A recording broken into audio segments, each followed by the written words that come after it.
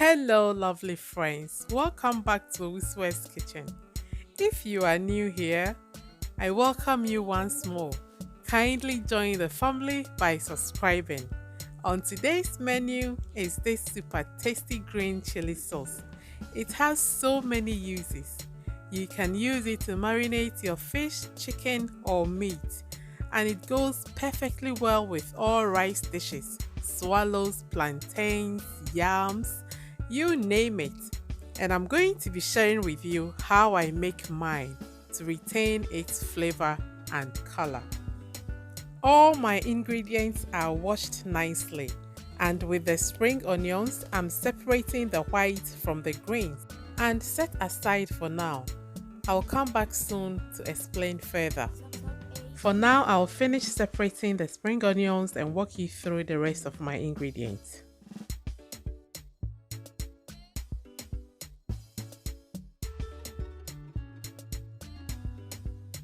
I will be using a variety of peppers and chilies to complement each other. First are good old green peppers. These are an essential part of this recipe as it helps to give it volume, flavor, and that peppery taste. I will be using two of them and I've taken all the seeds out. Next, I'll be adding one medium-sized onion.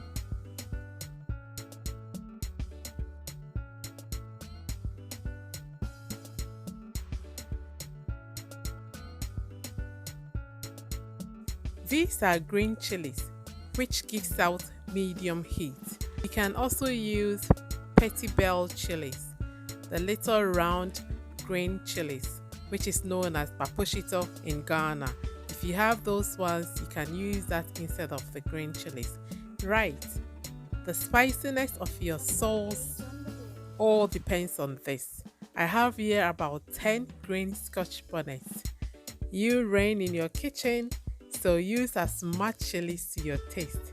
The ones I'm working on right now are the long green peppers. If you do not have this, it is okay. You can omit it.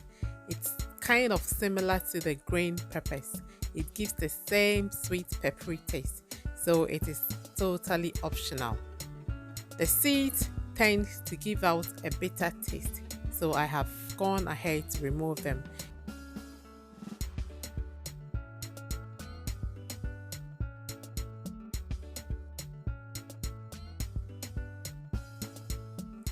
Another key ingredient to use with your green chili sauce is fresh parsley or basil.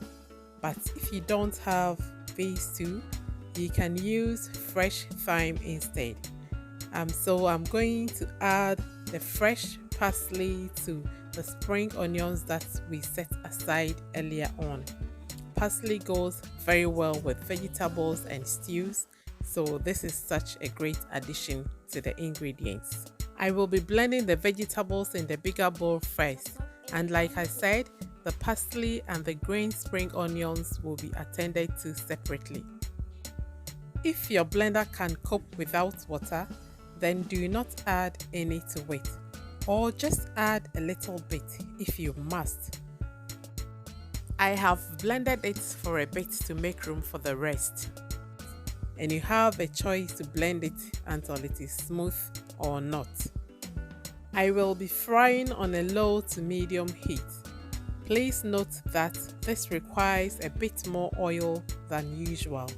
If you are concerned with the quantity of oil that you may have to use, please consider using an healthier option, or you can simply scoop any excess oil from the top once it is done. In addition to the frying process, the oil serves as a preservative so that it can have a longer shelf life. If you've noticed, as it starts to cook, it has already begun losing its color. That is why we reserved the parsley and the spring onions that we spoke about earlier on. So to restore back some flavor and color at this stage, I'm going to be blending this rosemary with the parsley and spring onion and add it to it to help it bounce back. Please subscribe, like and share. Support your sis. Thanks so much. To me, this is the real game changer because it makes so much difference to the taste and color.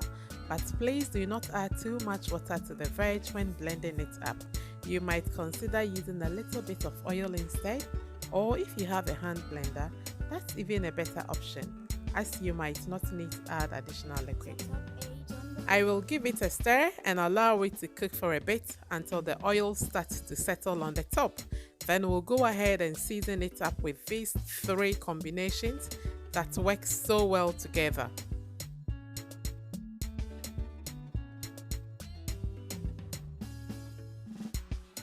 Prawn powder, salt and garlic powder does wonders with this recipe.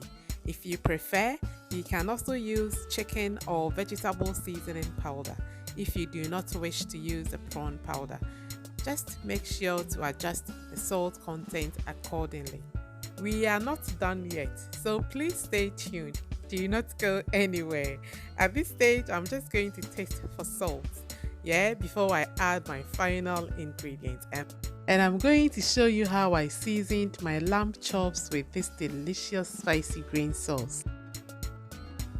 The salt is good, we are good to go. A teaspoon of coconut oil has just been added. Oh, this gives such a nice final touch. So flavorful, this sauce. I just love it and I'm sure you will do too. This is the final result. 2 shades of greens, flavorful and great tasting. It can go in your airtight container for storage, and every time I make this is my first go-to. Thank you so much for stopping by today. I hope you have a nice day. And I wish you well in whatever you do. Until I see you in my next video, stay blessed. And please remember to like, share and subscribe. Bye.